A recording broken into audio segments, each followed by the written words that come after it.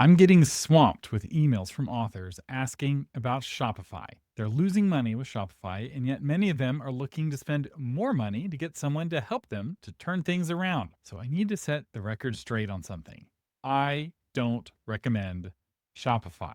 I've done the math, and for most authors, the math just doesn't check out. So why is Shopify so alluring? And why is it usually a bad idea? And what is the alternative that's better in every single way? We'll find out in this episode of Novel Marketing, the longest running book marketing podcast in the world. Now, before I critique Shopify and before we get into the math, we should first talk about why it's so popular and why so many successful authors recommend it. So I'm going to do my best to steelman the case for Shopify. And the first reason people like Shopify is because it allows you to sell direct. Shopify allows you to sell ebooks, audiobooks, and physical books directly to readers. And there are real advantages of selling direct. Your readers become your customers rather than Amazon's customers, and you get their email addresses for follow-ups and promotions. You have full control over pricing, you have full control over product bundles, and you can have higher unit margins, which can really help make advertising more profitable. You also have less vulnerability to Amazon's bullying and cancellation. Now, there are a few disadvantages to selling direct. There's a real cost and complexity, which we'll get into in a little bit. Customer support can distract you from writing, and the new Amazon A10 algorithm disadvantages authors who sell direct. Or, put more precisely, driving traffic to your Amazon listings from outside sources like email, blogs, and Google is now a major ranking factor for how well you rank in the Amazon A10 algorithm. Authors who sell direct send that kind of traffic to their website, which hurts their Amazon rankings.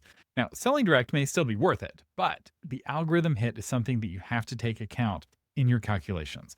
There's a lot more I could say on Amazon's new algorithm, but I'm going to save that for an episode that's going to be a deep dive on the A10 algorithm next week. Another advantage of Shopify is that it integrates with everything you need to automate the experience. So it integrates with Book Vault for printing and shipping your physical books, Book Funnel for delivering the audiobooks and ebooks, Kit for email delivery, and ChatGPT eventually, supposedly, but it's not here as of recording. The dream of Shopify is that once you set it up, the money printer will run automatically and you can get back to work on your book. And while you can automate a lot of Shopify, the automations add complexity, and complexity leads to technical issues at the worst possible times. Ask me how I know. Also, readers who don't know who you are won't visit a Shopify store they've never heard of to buy a book they don't know exists. So while Shopify can help scale the delivery automatically, you'll still need to spend time and money to acquire customers for your e-commerce store. On its own, Shopify won't help you get a single new reader. Another reason authors love Shopify is because Shopify has a great reputation for an easy checkout. And this is true. Shopify has a great checkout. They claim to have the best checkout in the world. In reality, they have the best checkout for a third-party e-commerce solution. There is a website with a better checkout. Here's another. A website with even more credit cards on file and even more mailing addresses ready to go. And that website is Amazon.com. Shopify's checkout can compete head-to-head with Amazon without embarrassing itself, but it's not better than Amazon's checkout. So, an automated way to sell direct with an easy checkout seems like a no-brainer choice for every author, right? Right? No. Let's break it down. The first issue is monthly cost. Most authors make most of their money within 90 days of a book's launch. After 3 months, most everyone who will ever purchase a book has already purchased the book. So even for authors with good initial sales, their ongoing monthly sales tend to be low. Yes, there are exceptions with evergreen sales and the even rarer exceptional book that sees sales increase month after month.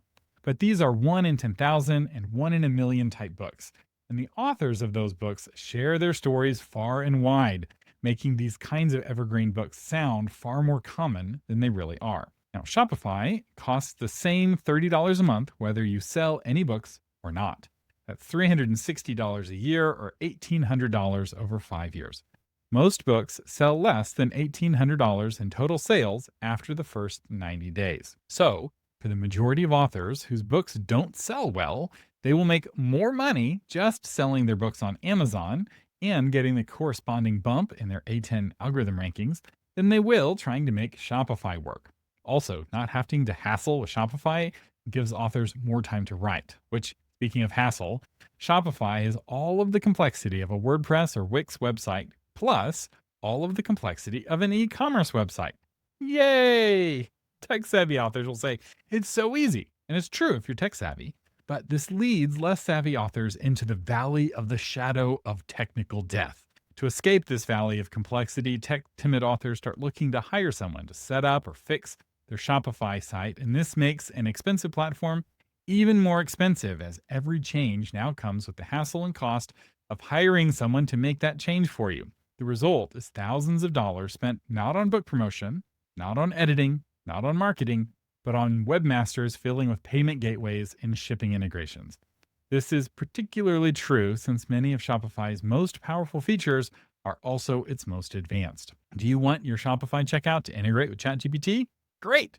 Do you know how to configure that to actually work, where someone can actually check out and buy your book inside of the ChatGPT app? Do you even know who to ask to find out what to do if it's not working? And the hassle doesn't just go away once the site is set up. E-commerce websites have a lot of moving parts, and there's a lot that can break. And that's not to mention customer support. Readers expect e-commerce websites to work 24/7. If your site goes down on Christmas Eve, you may get urgent and angry emails from readers.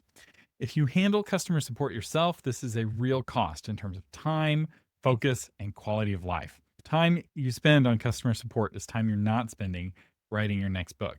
And it's not even the kind of fan interaction that helps you write a better book, because knowing someone's shipping address needs to be updated doesn't help inform you what to do with your protagonist. But we're not done with the problems with Shopify. Shopify also reduces sales. And this is a sad reality. Most readers prefer to buy their books on Amazon. Sure, in a survey, they may claim to prefer indie bookstores or whatever, but if you look at where they actually spend their money, they spend it mostly on Amazon. And the reason is because Amazon.com has their credit card on file already. It has their mailing address on file already, and they can check out with a single click. Typing in a credit card number and shipping address is a hassle, and most people will take the path of least resistance. Shopify has a great low-friction checkout, but it's still more friction than Amazon for most readers. Now, some experts present Shopify as a way to boost sales, and this is misleading. Switching to Shopify alone will not boost your sales. In fact, the fewer sales you get on Amazon, the lower your book will rank, and the less Amazon will promote your book, leading to even fewer sales. That said, switching to Shopify can boost your sales if it is part of a comprehensive business plan that includes spending money on customer acquisition. But switching to Shopify without that business plan and without that customer acquisition plan to go along with it will reduce your sales, not boost them. So you're spending more money to sell fewer books. Shopify is not a shortcut to success. It is the long, hard road through the valley of the shadow of technical debt and through the wilderness of taxation. Oh yeah, we need to talk about taxes. This is my biggest issue with sales tax, is that it's not the merchant of record. This means that you are the one who has to collect, remit, and file sales tax returns in as many as 400 U.S. taxing jurisdictions. And you're responsible for understanding which laws apply in which states, and which sales taxes you need to pay, and which ones you don't need to pay. You're expected to correctly fill out each state's sales tax return and correctly pay the correct amount of the sales tax if you're eligible, and you need to know whether you're eligible or not. Are you excited to use Shopify yet? Now, I will say you can and should pay for TaxJar or TaxCloud to handle this complexity for you. They both integrate with Shopify, and they add another $20 to $90 a month in costs. Or you could hire a bookkeeper, which would add hundreds of dollars a month in costs. And I'll link to a webpage that compares TaxCloud and TaxJar. Those can really take the burden off of you when it comes to sales tax reporting. And I'll say they also integrate with WooCommerce. But now is not the time to talk about alternatives. Now is the time for the math. I put it off as long as possible, but we need to talk about reduced margins for authors. So Shopify is $30 a month. TaxJar is $20 a month. So that comes out to $50 a month. If you sell your ebook for $5, you will have to sell 10 copies a month just to break even. But your goal isn't to break even. Your goal is to make money. So the real question is, how many $5 ebooks would you need to sell on Shopify every month to make the same 70% margin that you could make selling those books on Amazon. If you include the credit card fees, the answer comes out to 47.4 copies every single month. If you can't sell 47.4 copies every month, you would make more money selling those copies on Amazon. So to keep the math simple, let's round that to 50 copies. And most authors don't sell more than 50 copies a month outside of those first 90 days of launch. Yes, I know the people who are exceptions are going to be leaving comments and be like, I sell way more than that. But just realize you're the exception. Most authors get most of their sales in the first 90 days. I can also sense all of the comments coming asking about advertising, because this is a big part of the math. The 50 copies at the 70% margin I shared assumes that those sales are free.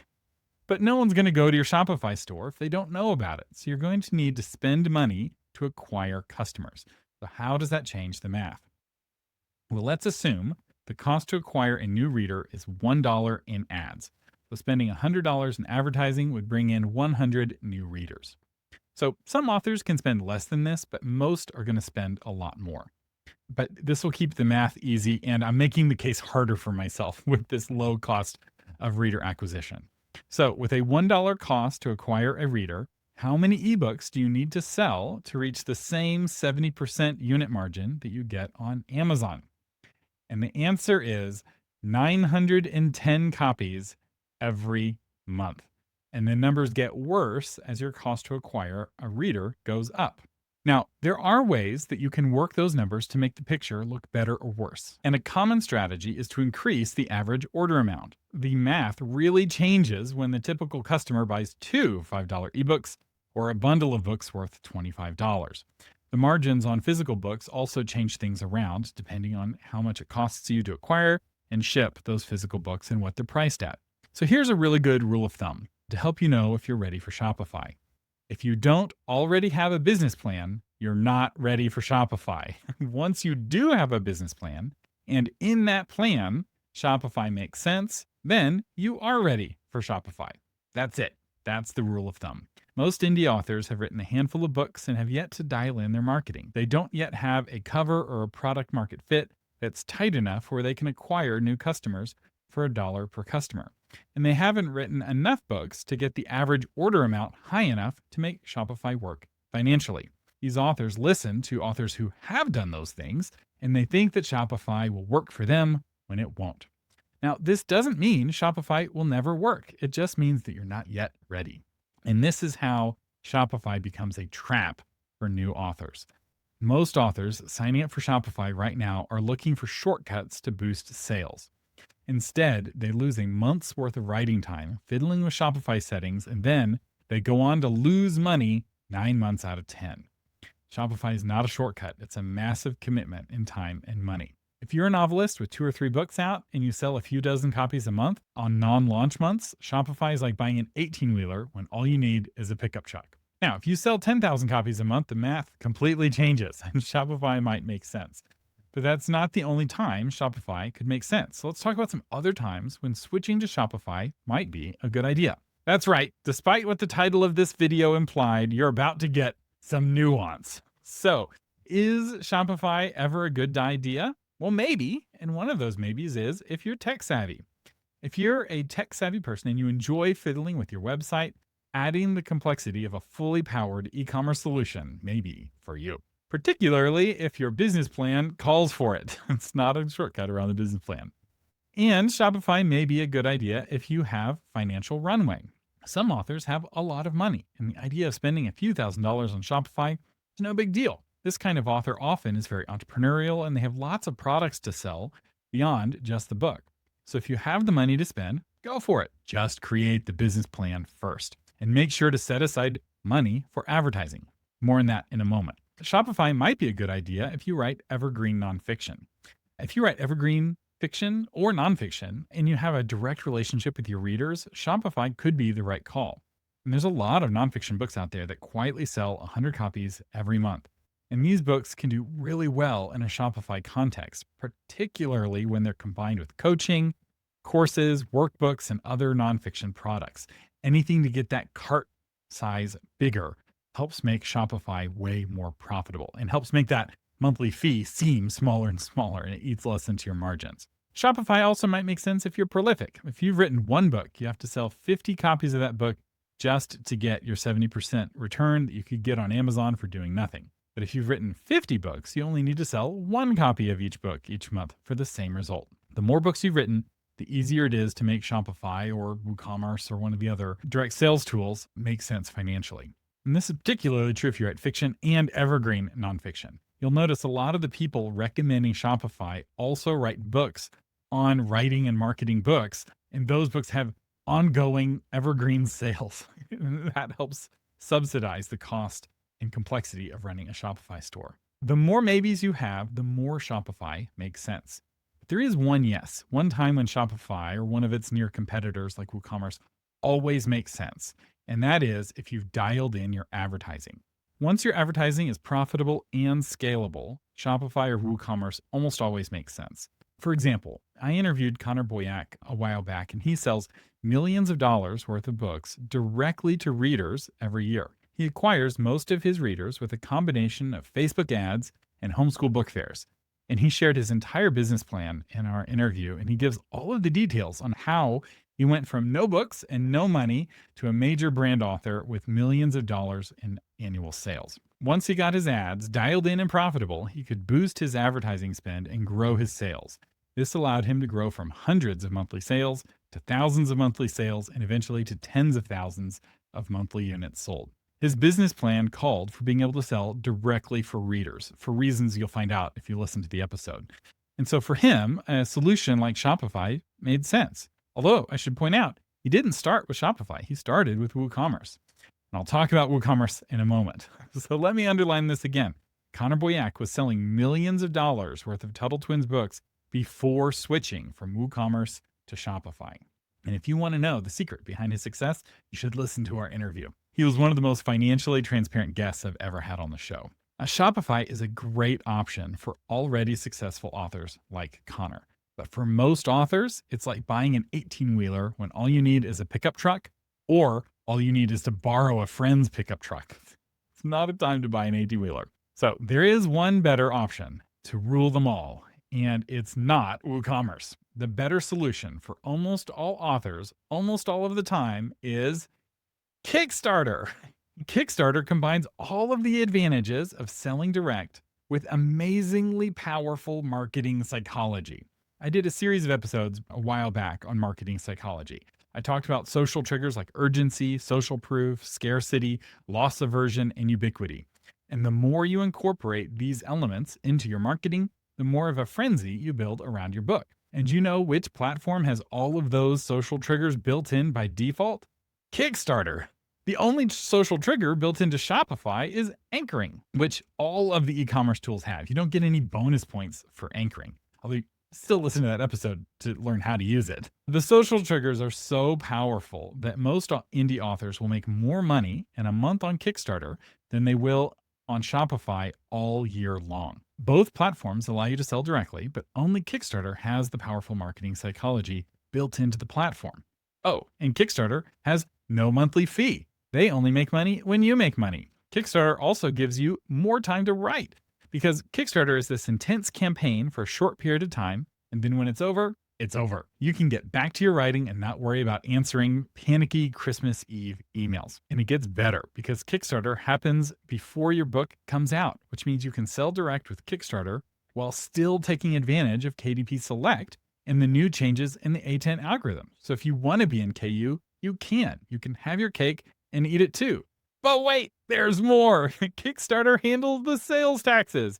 That's right. Kickstarter collects, reports, and remits sales taxes automatically. No need for TaxJar, no need for TaxCloud, no paperwork for you to worry about.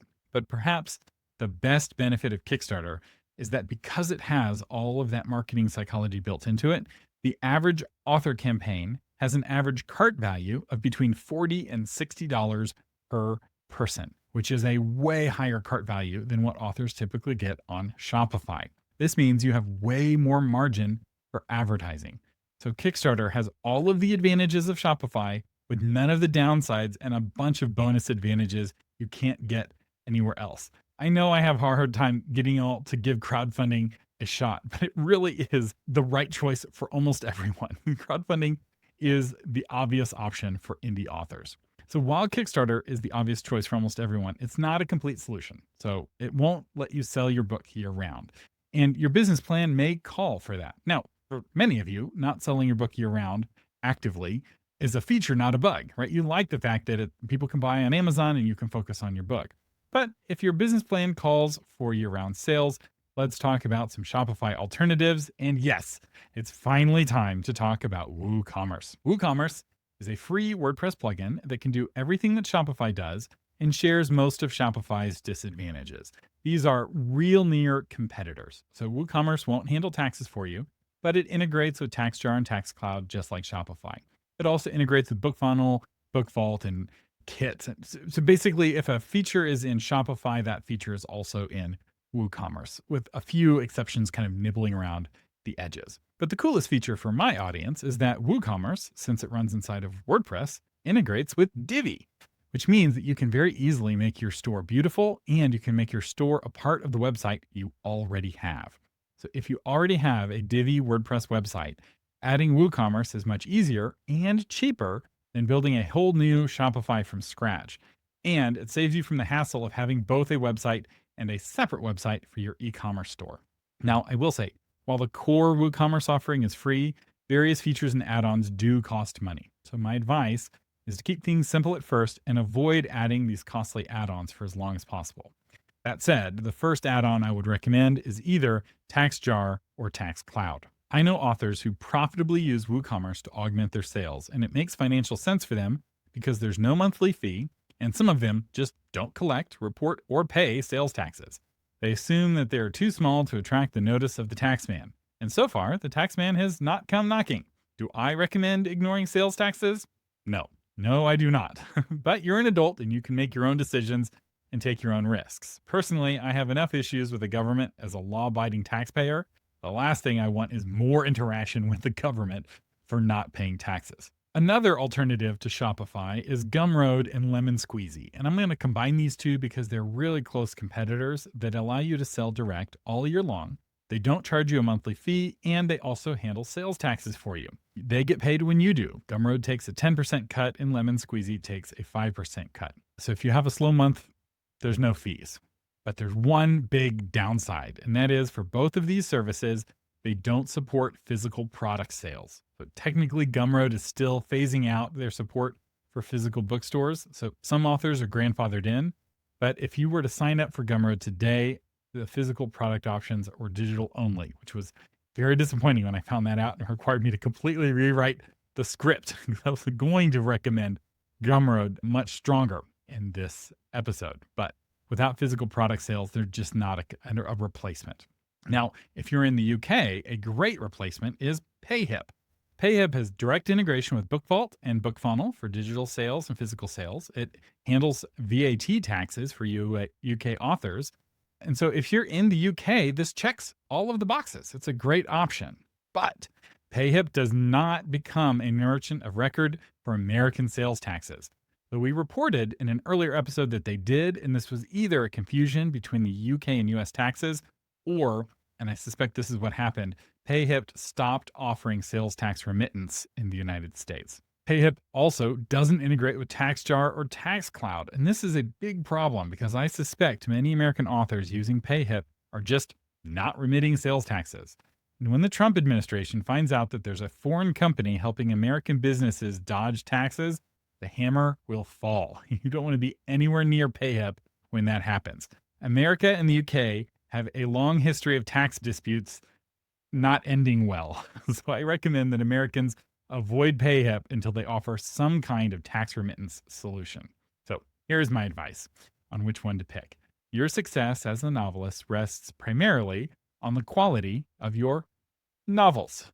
Your book must promise to deliver an experience that readers want, and it must deliver on that promise. This is easy to say, but it takes a lot of work on your part.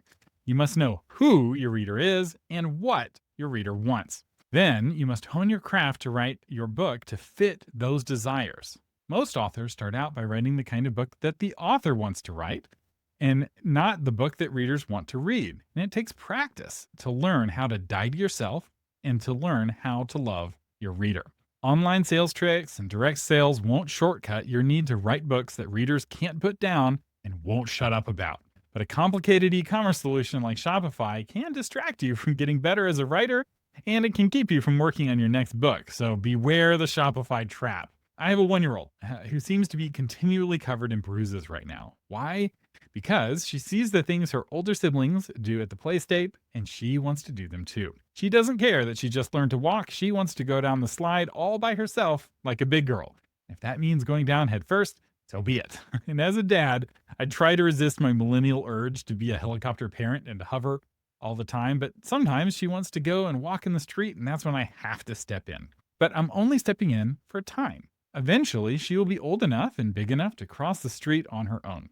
And this is the same for authors. When you're first getting started, focus most of your time and energy on learning how to write better books. Master the craft of writing the kind of book that readers can't put down and won't shut up about. When you have a book that's ready to release to the world, do a Kickstarter campaign and then launch it on Amazon, and then get back to writing the next book. Don't run a 24/7 e-commerce website. If you follow this process and continue to improve how well you thrill readers, you'll eventually grow your readership to the point where investing time and money into an e-commerce platform like Shopify or WooCommerce makes sense. But you don't have to do it. You can wait. In fact, you should wait. My rule of thumb to help you out with this is wait until you can hit consistent monthly sales of between 500 and 1,000 books a month on Amazon.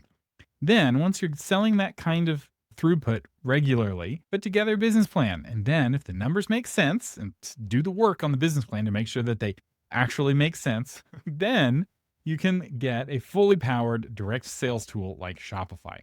Just remember, if you don't have a business plan, you're not ready for Shopify.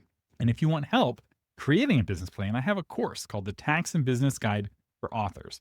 And in that course, I walk you through the process of creating a business plan step by step. I also feature advice from multiple CPAs who work with authors, and the course will teach you what authors need to know about taxes, tax planning, and the business side of writing and publishing. Once you're ready to focus on the business side of writing, this course is one of the smartest investments you can make. And special thanks to our featured patron, Tiffany Dickinson, author of The Golden Web. When Thomas, a hermit spider living in a children's hospital, discovers he can talk to Marco, a seriously ill young patient, he faces an impossible choice: protect his heart by staying distant, or risk everything to become the friend this brave boy desperately needs, even though their time together might be heartbreakingly brief. Tiffany Dickinson, thank you so much for being a patron of the Novel Marketing Podcast. Thank you for your support that helps keep this podcast on the air. This particular episode took way more research than I was planning, and I really appreciate all of the patrons that give me the time to do the research for episodes like this. The Novel Marketing Podcast is a production of authormedia.com. You can find the blog version of this episode at authormedia.com/482. It also has links to all of the various tools and websites that I talked about. I'm Thomas Umstattd Jr. saying thank you for listening, and live long and prosper.